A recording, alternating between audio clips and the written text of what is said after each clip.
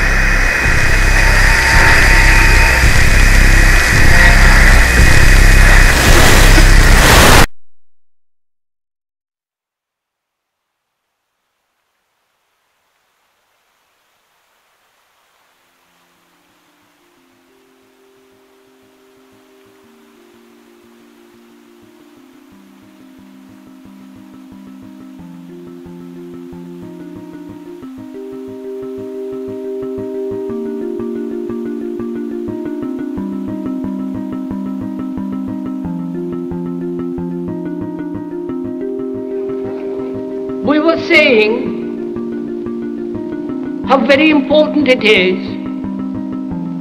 to bring about in the human mind the radical revolution. The crisis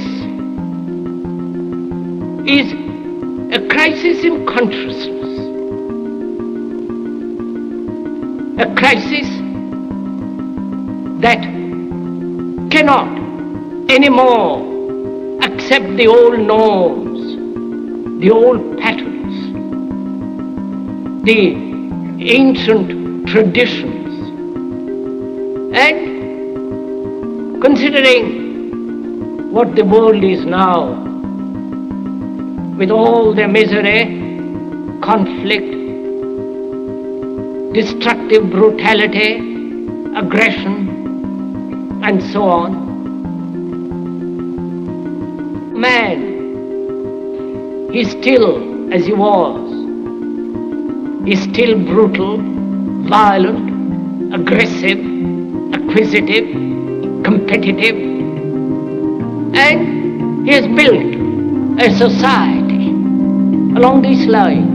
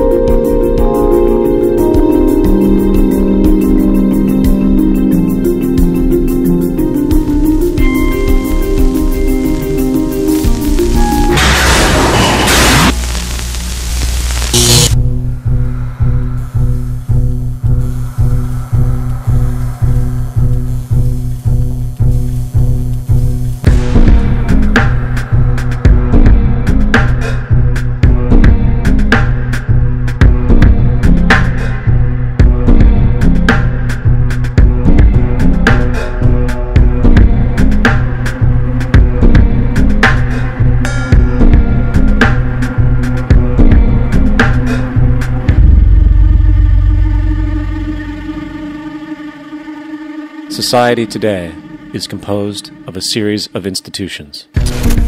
From political institutions, legal institutions, religious institutions, to institutions of social class, familial values, and occupational specialization. It is obvious the profound influence these traditionalized structures have in shaping our understandings and perspectives. Yet, of all the social institutions we are born into, directed by, and conditioned upon, there seems to be no system as taken for granted and misunderstood as the monetary system. Taking on nearly religious proportions, the established monetary institution exists as one of the most unquestioned forms of faith there is. How money is created, the policies by which it is governed, and how it truly affects society are unregistered interests of the great majority of the population.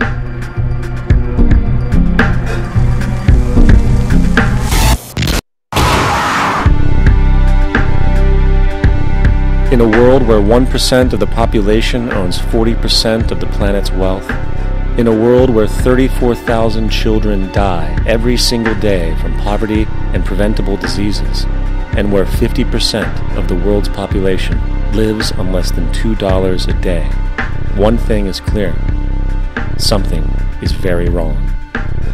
And whether we are aware of it or not, the lifeblood of all of our established institutions, and thus society itself, is money.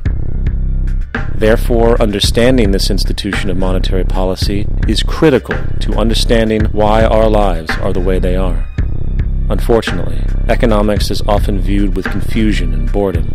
Endless streams of financial jargon, coupled with intimidating mathematics, quickly deters people from attempts at understanding it.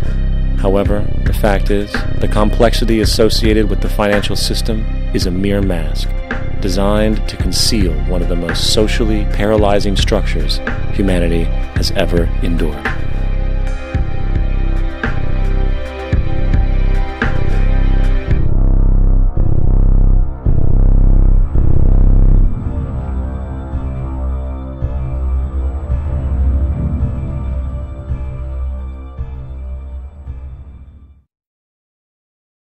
A number of years ago, the Central Bank of the United States, the Federal Reserve, produced a document entitled Modern Money Mechanics.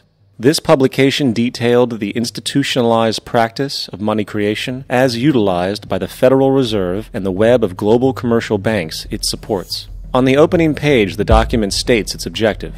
The purpose of this booklet is to describe the basic process of money creation in a fractional reserve banking system. It then proceeds to describe this fractional reserve process through various banking terminology, a translation of which goes something like this. The United States government decides it needs some money, so it calls up the Federal Reserve and requests, say, $10 billion. The Fed replies, saying, sure, we'll buy $10 billion in government bonds from you. So the government takes some pieces of paper, paints some official-looking designs on them, and calls them treasury bonds. Then it puts a value on these bonds to the sum of $10 billion and sends them over to the Fed. In turn, the people at the Fed draw up a bunch of impressive pieces of paper themselves, only this time calling them Federal Reserve notes, also designating a value of $10 billion to the set. The Fed then takes these notes and trades them for the bonds. Once this exchange is complete, the government then takes the $10 billion in Federal Reserve notes and deposits it into a bank account. And upon this deposit, the paper notes officially become legal tender money, adding $10 billion to the U.S. money supply. And there it is. $10 billion in new money has been created. Of course, this example is a generalization, for, in reality, this transaction would occur electronically, with no paper used at all.